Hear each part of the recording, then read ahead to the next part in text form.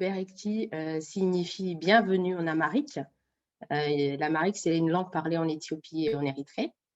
Et c'est mon prénom d'origine, donc mon deuxième prénom, Berekti. Donc, l'association a été créée en décembre 2018, il y a 4 ans. Ça a été créé donc par deux personnes, Fitsum Gabriel Michael Aregaï et Solomon Fekadou. Ces deux personnes, en fait, qui sont issues de l'immigration et qui étaient installées depuis peu à Nantes. Et ils étaient sensibles à l'intégration de leur communauté et ils voulaient apporter, en fait, à leurs compatriotes une aide essentielle, c'est de pouvoir communiquer dans leur langue pour mieux aider la communauté d'accueil et la communauté migrante.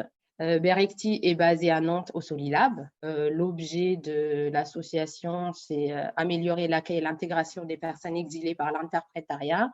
Nous travaillons avec une quinzaine de structures partenaires dans la commune de Nantes Métropole. Nous avons une dizaine d'interprètes, donc ils sont tous issus du parcours migratoire et ils sont accompagnés au métier de l'interprétariat. Et nous avons une vingtaine de langues, donc langues demandées par les structures, et les publics pour qui on demande ces langues sont les demandeurs d'asile.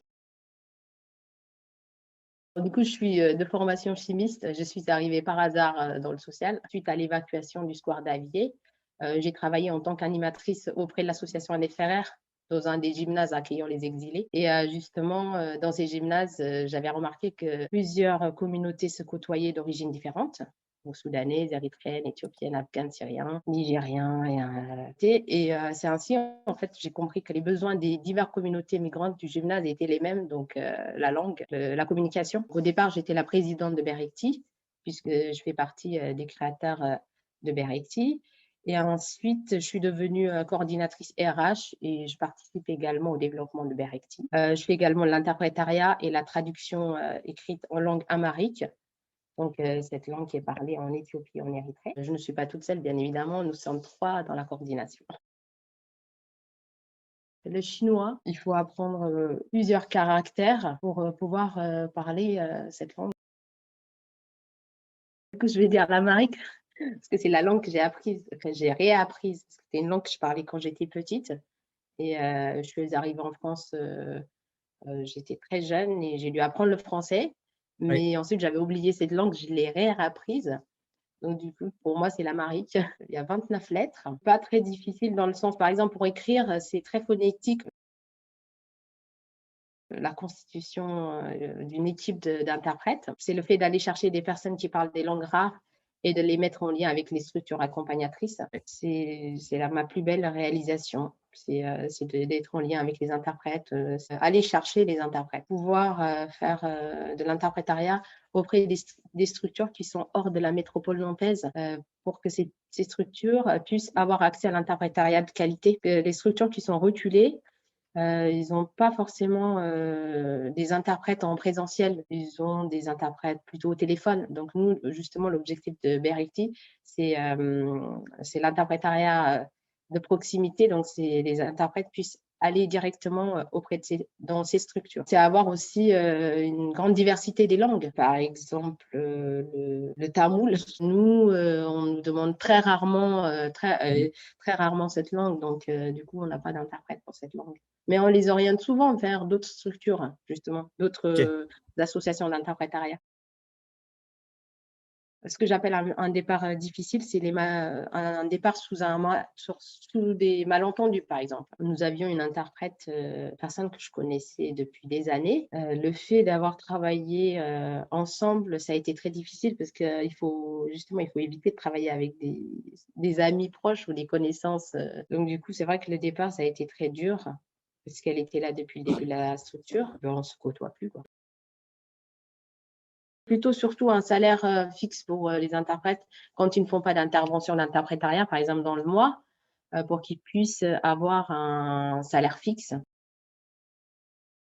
Quand on me voit en présentiel, je suis plutôt quelqu'un de très à l'aise, qui rigole bien, qui semble être ouvert, enfin pas mal sauf qu'en réalité, je suis quelqu'un de timide et très mal à l'aise, justement, sur des photos ou en vidéo, quand je connais pas la personne.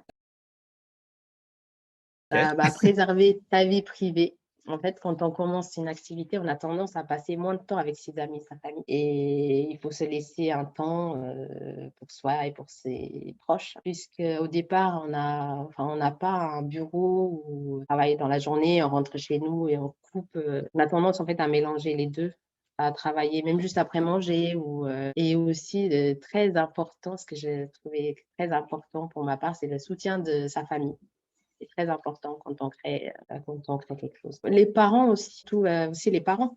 J'ai eu, le soutien de mes parents. Pour moi, ça a été très important donc justement, ça m'a donné du courage. Une expression que j'utilise souvent, c'est: «Petit à petit, l'oiseau fait son nid». En avançant par petites étapes et avec de la patience et de la persévérance, j'ai atteint mon but, justement, c'est la création de Berekti et puis le développement et le Berekti aujourd'hui, c'est la persévérance et que surtout qu'au départ, quand j'en ai parlé à des amis ou à des ils m'ont dit: «Oh là là, ça va être difficile» ou «Oh, tu vas pas en plus, tu vas pas avoir un salaire pendant longtemps». Enfin, ils m'ont pas vraiment, soutenue, on va dire ça. Ouais. Donc du coup, bah, j'ai dû, avancer donc par petites étapes et aujourd'hui, bah, je suis salariée de Berekti et je suis contente, de mon travail. Solidarité.